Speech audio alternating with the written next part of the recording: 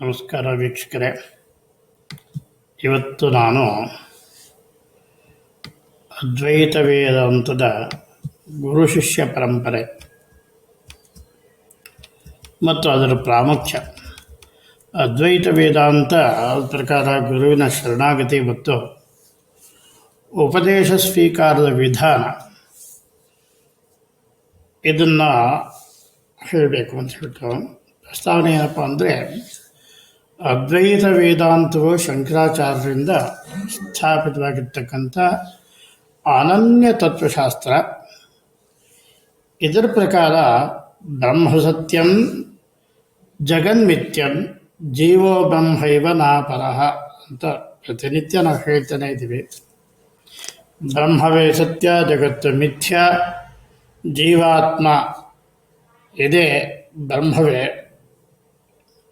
ಈ ತತ್ವವನ್ನು ಅರಿಯೋದಕ್ಕೋಸ್ಕರ ಗುರು ಶಿಷ್ಯ ಪರಂಪರೆ ಮತ್ತು ಶರಣಾಗತಿ ತುಂಬ ಅತ್ಯಗತ್ಯ. ಈ ಗುರುವಿನ ಪಾತ್ರ ಮತ್ತು ಪ್ರಾಮುಖ್ಯತೆ ಏನಪ್ಪ ಅಂತಂದರೆ, ಅದ್ವೈತದಲ್ಲಿ ಗುರು ಬ್ರಹ್ಮಜ್ಞಾನದ ಸಾಕ್ಷಾತ್ ಪ್ರತೀಕ. ಇದು ಶ್ರುತಿ ಹೇಳುವಂತೆ ಅಜ್ಞಾನತಿಮಿರಾಂಧಸ್ಯ ಜ್ಞಾನಾಂಜನ ಶಲಾಕಯ ಚಕ್ಷುರುನ್ಮೀಲಿತನ್ಯೇನ ತಸ್ಮೈ ಶ್ರೀ ಗುರವೇ ನಮಃ. ಅಜ್ಞಾನದ ಅಂಧಕಾರದಲ್ಲಿ ಸಿಕ್ಕಿಬಿದ್ದವರ ಕಣ್ಣಿಗೆ ಜ್ಞಾನದ ಕಡ್ಡಿಯಿಂದ ಕಣ್ಣು ತೆರೆದವನೇ ಗುರು ಅಂತ ಹೇಳ್ಬಿಟ್ಟು ಈ ಶ್ಲೋಕ ಒತ್ತಿ ಹೇಳ್ತಾ ಇದೆ.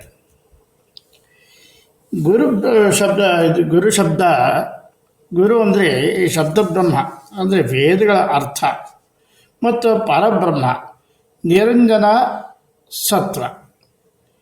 ಇವೆರಡರ ನಡುವೆ ಅವನಿಲ್ಲದೆ ವೇದವಾಕ್ಯಗಳು ಮಹಾವಾಕ್ಯಗಳು ಖಂಡಿತವಾಗಿಯೂ ಅರ್ಥ ಆಗೋದಿಲ್ಲ. ಅದರಿಂದ ಗುರು ಅನ್ನೋದು ಬೇಕೇ ಬೇಕು ಅನ್ನೋದು ಒತ್ತಿ ಹೇಳ್ತಾ ಇರ್ತಕ್ಕಂಥ. ಈ ಶರಣಾಗತಿಯ ಹಂತಗಳು ಏನಪ್ಪ ಅಂದರೆ, ಶರಣಾಗತಿಯು ಕೇವಲ ಹೊರಗಿನ ಆಚರಣೆ ಅಲ್ಲ, ಇದು ಆಂತರಿಕ ಸಂಪೂರ್ಣ ಸಮರ್ಪಣೆ.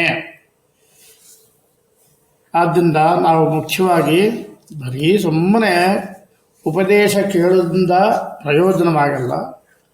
ಅದರಲ್ಲಿ ನಾವು ಮುಳುಗಬೇಕು ಮತ್ತು ಅದನ್ನು ಚೆನ್ನಾಗಿ ನಿಧಿಧ್ಯಾಸನವನ್ನು ಮಾಡಿ ಅದನ್ನು ಆಚರಣೆಯನ್ನು ಕೂಡ ಮಾಡಬೇಕು. ಆವಾಗಲೇ ಅದರ ಮಹತ್ವ ಹೆಚ್ಚುತ್ತೆ. ಈಗ ಗುರುವಿನ ಅನ್ವೇಷಣೆ ಮಾಡೋದು ಹೇಗೆ ಅಂದರೆ, ಅವನ ಲಕ್ಷಣ ತಿಳ್ಕೋಬೇಕು. ಮೊದಲು ಏನು ಸದ್ಗುರುವಿನ ಗುಣಗಳೇನಪ್ಪ ಅಂದರೆ, ಅವನಿಗೆ ಒಳ್ಳೆಯ ಜ್ಞಾನ ಇರಬೇಕು, ವೈರಾಗ್ಯ ಉಂಟಾಗಿರಬೇಕು, ಮತ್ತು ದಯೆ ಇರಬೇಕು, ವೇದಾಂತದಲ್ಲಿ ಅವನಿಗೆ ಹೆಚ್ಚಿನ ಅನುಭವ ಇರಬೇಕು. ಇದು ಅವನಲ್ಲಿರ್ತಕ್ಕಂಥ ಲಕ್ಷಣ. ಜೊತೆಗೆ ಆ ಶಿಷ್ಯನನ್ನು ಸಂಪೂರ್ಣವಾಗಿ ಅದೇ ದಾರಿಯಲ್ಲಿ ಕರ್ಕೊಂಡು ಹೋಗ್ತಕ್ಕಂಥ ಚೈತನ್ಯ ಬೇಕು ಅವನಿಗೆ. ಶ್ರದ್ಧೆ ಮತ್ತು ಭಕ್ತಿ, ಈ ಗುರುವಿನ ಬೋಧೆ ಮತ್ತು ವ್ಯಕ್ತಿತ್ವದಲ್ಲಿ ಒಳ್ಳೆ ನಿಷ್ಠೆ ಇರಬೇಕು ಶಿಷ್ಯನಾದವನಿಗೆ. ಬರೀ ಗುರು ಚೆನ್ನಾಗಿತ್ತು ಅಂದರೆ ಏನು ಪ್ರಯೋಜನ? ಶಿಷ್ಯನಿಗೆ ಅದರ ಬಗ್ಗೆ ಒಳ್ಳೆ ನಿಷ್ಠೆ ಇರಬೇಕು.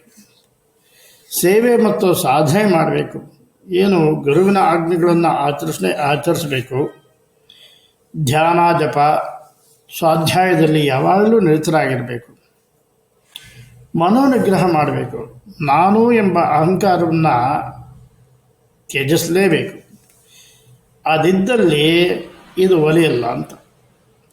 ಆದ್ದರಿಂದ ನಮಗೆ ಆ ಉಪನಿಷತ್ತುಗಳು, ಆ ಬ್ರಹ್ಮ ಅರಿಬೇಕು ಅಂದರೆ ನಮ್ಮಲ್ಲಿರ್ತಕ್ಕಂಥ ಅಹಂಕಾರಗಳು ಮೊದಲು ನಿರ್ಮೂಲನೆ ಆಗಬೇಕು.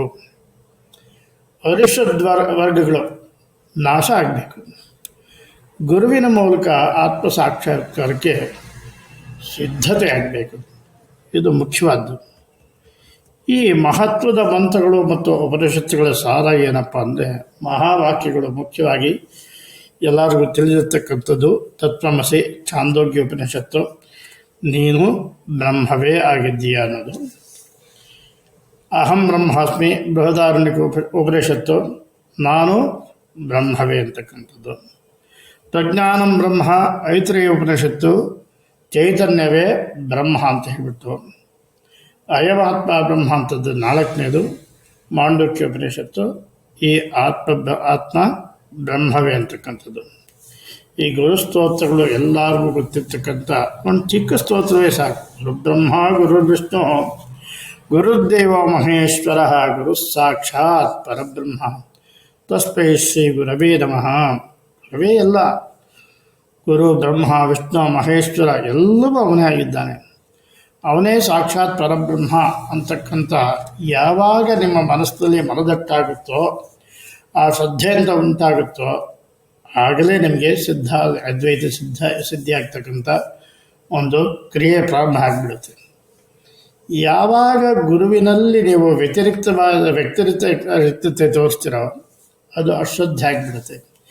ಯಾವಾಗ ಅಶ್ರದ್ಧೆ ಬಂತೋ ನಿಮಗೆ ಆ ಅದ್ವೈತ ವೇದಾಂತ ಅಂತಕ್ಕಂಥದ್ದು ಬಿಟ್ಟು ಹೋಗ್ಬಿಡುತ್ತೆ. ಪರಬ್ರಹ್ಮನ ಸಿದ್ಧಿ ನಿಮಗೆ ಸಾಧ್ಯನೇ ಇಲ್ಲ. ಆದ್ದರಿಂದ ಉಪನಿಷತ್ತುಗಳ ಸಾರ ಏನು ಹೇಳುತ್ತೆ? ಕಠೋಪನಿಷತ್ತು ನಚಿಕೇತನೋ ಯಮನಿಂದ ಆತ್ಮಜ್ಞಾನ ಪಡೆಯೋದು ಮೊದಲನೇದಾಗಿ.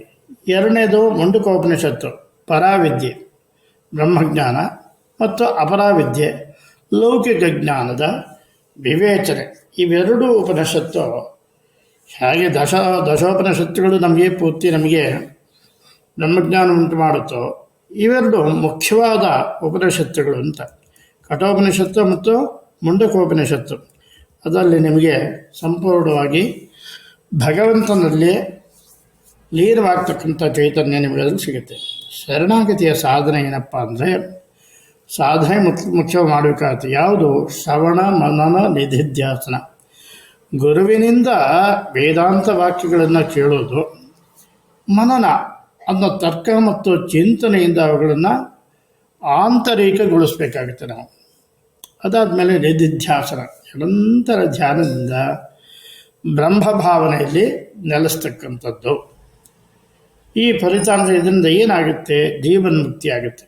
ಹಾಗೆ ದೇಹದಲ್ಲಿ ಇದ್ದರೂ ಬ್ರಹ್ಮದಲ್ಲಿ ಲೀನವಾಗಿರತಕ್ಕಂಥ ಸ್ಥಿತಿ, ಅದು ಉತ್ಕೃಷ್ಟವಾದ ಸ್ಥಿತಿ ಅಂತ ಹೇಳ್ಬೋದು. ಈ ಅದ್ವೈತ ವೇದಾಂತದಲ್ಲಿ ಶರಣಾಗತಿಯು ಆಧ್ಯಾತ್ಮಿಕ ಸಾಧನೆಯ ಮೂಲ ಸ್ತಂಭ ಅಂತಲೇ ಹೇಳುತ್ತೆ. ಅದರಿಂದ ಮುಖ್ಯವಾಗಿ ಏನು ಅಂದರೆ ಶರಣಾಗತಿ. ಇದು ನಾನು ಮತ್ತು ನನ್ನದು ಎಂಬ ಭ್ರಮೆಯನ್ನು ನಾಶಪಡಿಸಿ ಸರ್ವಂ ಖಲ್ವಿದಂ ಬ್ರಹ್ಮ, ಎಲ್ಲವೂ ಬ್ರಹ್ಮವೇ ಅನ್ನೋ ಅನುಭವಕ್ಕೆ ಕೊಂಡೊಯ್ಯುತ್ತಿದೆ. ಆದ್ದರಿಂದ ಮುಕ್ತಿಮಂತ್ರ ಏನಪ್ಪ ಅಂದರೆ, ಪೂರ್ಣಮದಃ ಪೂರ್ಣಮಿದಂ ಪೂರ್ಣಾತ್ ಪೂರ್ಣಮದಚ್ಯುತೆ ಪೂರ್ಣಾತ್ ಪೂರ್ಣಮಾದಾಯ ಪೂರ್ಣಮೇವಾವಶಿಷ್ಯತೆ. ಹೌದಲ್ಲ, ಪೂರ್ಣತೆಗಿಂತ ಪೂರ್ಣ ಹೊರಟಿದೆ. ಪೂರ್ಣತೆಯಿಂದ ಪೂರ್ಣ ತೆಗೆದರೆ ಪೂರ್ಣನೇ ಉಳಿಯುತ್ತೆ. 0ಯಿಂದ 0 ತೆಗೆದರೆ 0ನೇ. ಆದ್ದರಿಂದ ಸವಿಸ್ತಾರವಾಗಿ ಇದು ಏನು ಅಂತಂದರೆ, ಶಂಕರಾಚಾರ್ಯರ ವಿವೇಕ ಚೂಡಾಮಣಿ, ಉಪದೇಶ ಶಾಸ್ತ್ರಿ ಮತ್ತು ಪ್ರಮುಖ ಉಪನಿಷತ್ತುಗಳ ಅಧ್ಯಯನ ಇದಕ್ಕೆ ತುಂಬ ಅಗತ್ಯ. ಗುರು ಶಿಷ್ಯ ಸಂಪ್ರದಾಯವು ಜೀವಂತವಾಗಿರುವ ಮಠಗಳು ಯಾವುದಪ್ಪ ಅಂದರೆ ಶೃಂಗೇರಿ ಮಠ ಮತ್ತು ದ್ವಾರಕ. ಸಾಕ್ಷಾತ್ ಮಾರ್ಗದರ್ಶನ ಇಲ್ಲಿ ಸಿಗುತ್ತೆ. ಅದ್ವೈತ ವೇದಾಂತವೇ ಇಲ್ಲಿ ನೆಲೆಸಿದೆ. ಯಾರೇ ಆಗಲಿ ಗುರುವಿಲ್ಲದೆ ನೀವು ಅಧ್ಯಯನ ಮಾಡಿದ್ರೆ ಯಾವತ್ತೂ ಸಿದ್ಧಿ ಆಗಲ್ರಿ. ಸಿದ್ಧಿ ಆಗಬೇಕಾದ್ರೆ ಭಾಳ ಕಷ್ಟ, ಸಹಸ್ರಾರು ವರ್ಷಗಳು ತಪಸ್ಸು ಬೇಕಾಗುತ್ತೆ. ಗುರುವಿದ್ದಾಗ ಅವನು ಸರಿಯಾದ ದಾರಿಯಲ್ಲಿ ಕರ್ಕೊಂಡು ಹೋಗ್ತಾನೆ. ಆಗ ನಿಮಗೆ ಏನು ಮಾಡಬೇಕು ಅನ್ನೋ ಒಂದು ಸಂಪೂರ್ಣವಾದ ಒಂದು ಬೆಳಕು ಸಿಗುತ್ತೆ. ಗುರು ಅಂದರೆ ಬೆಳಕೆ ಬಿಟ್ಟರೆ ಇನ್ನೇನಲ್ಲ ಅವನು. ಆ ಜ್ಞಾನವೇ ನಮ್ಮನ್ನು ನೆಲೆಸಬೇಕಾದ್ದು. ಆದ್ದರಿಂದ ಗುರುವಿಲ್ಲದೆ ಯಾವ ಕೆಲಸವೂ ಆಗೋದಿಲ್ಲ. ಅಲ್ಲದಿದ್ದರೆ ನಾನು ಅನ್ನೋದು ಬಂದ್ಬಿಡುತ್ತೆ. ಯಾವಾಗ ನಾನು ಅಂತ ಬಂತೋ ಎಲ್ಲವೂ ವ್ಯರ್ಥವಾಗುತ್ತೆ, ನಾಶ ಆಗುತ್ತೆ. ನಾನು ಅನ್ನೋದು ಹೋಗಿ ಭಗವಂತ ಅಂತಕ್ಕಂಥ ಒಂದು ಎಲ್ಲರಲ್ಲೂ ಭಗವಂತನ ನೋಡ್ತಕ್ಕಂಥ ಚೈತನ್ಯ ಯಾವಾಗ ಉಂಟಾಗುತ್ತೋ ಆಗ ನಿಮಗೆ ಗುರುವಿನ ಕೃಪೆ ಸಿಗುತ್ತೆ. ತನ್ನಷ್ಟಾನೆ ಗುರುಗಳು ಕೂಡ ಹತ್ತಿರ ಬರ್ತಾರೆ. ಆದ್ದರಿಂದ ಗುರು ಯಾರಿಗೆ ವೈರಾಗ್ಯ ಉಂಟಾಗುತ್ತೋ, ಯಾರ ಮನಸ್ಸಿಗೆ ಭಗವಂತ ಬೇಕು, ನಾನು ಯಾರು ಅಂತ ತಿಳ್ಕೊಳ್ಳತಕ್ಕಂಥ ಚೈತನ್ಯ ಉಂಟಾಗುತ್ತೋ ಆಗ ಪರಿಪೂರ್ಣತೆಗೋಸ್ಕರ ಗುರುಗಳು ತಾನೇ ಬರ್ತಾರೆ, ಹುಡುಕೊಂಡು ಬರ್ತಾರೆ. ಆದ್ದರಿಂದ ನಮ್ಮ ಮನಸ್ಸು ಶುದ್ಧವಾಗಿರಬೇಕು ಅಂತಲೇ ನಾವು ಹೇಳ್ತಕ್ಕಂಥದ್ದು. ಶುದ್ಧವಾಗಿ ಜ್ಞಾನವನ್ನು ಮಾಡಬೇಕು, ಎಲ್ಲವನ್ನು ಬಿಡಬೇಕು, ತ್ಯಾಗವನ್ನು ಮಾಡಬೇಕು. ತ್ಯಾಗೇ ನೈಕೇನ ಅಮೃತತ್ವಮಾನಶಹು ಅಂತ ಹೇಳ್ಬಿಟ್ಟು ಅತ್ಯುತ್ತನಾಗಿ ಉಪನಿಷತ್ ಹೇಳ್ತಾ ಇದೆ. ಅದರಿಂದ ತ್ಯಾಗೇನ ಏಕೇನ ಅಮೃತತ್ವಂ. ನಮ್ಮ ಮೋಕ್ಷ ಯಾವುದರಿಂದ ಅಂದರೆ ತ್ಯಾಗದಿಂದ ಮಾತ್ರ, ಇನ್ಯಾವುದರಿಂದನೂ ಇಲ್ಲ. ಆದ್ದರಿಂದ ಎಲ್ಲವನ್ನೂ ತ್ಯಾಗ ಮಾಡಿ ಭಗವಂತನಲ್ಲಿ ಲೀನವಾದಾಗ ಮಾತ್ರ ನಿಮಗೆ ಅದ್ವೈತ ಸಿದ್ಧಿ ಆಗುತ್ತೆ. ಭಗವಂತನಲ್ಲಿ ಈ ನೀವು ಮುಳುಗ್ತೀರಿ ಮತ್ತು ಜೀವನ್ಮುಕ್ತಿ ಆಗುತ್ತೆ. ಮುಖ್ಯವಾಗಿ ನಮಗೆ ಬೇಕಾದದ್ದು ಜೀವನ್ಮುಕ್ತಿ ಅಂತ ಹೇಳ್ಬಿಟ್ಟು ಇದು ನಿಮಗೆ ಇಷ್ಟ ಆಗಿದೆ ಅಂತ ಅಂದ್ಕೊಂಡಿದ್ದೀನಿ. ನಮಸ್ಕಾರ.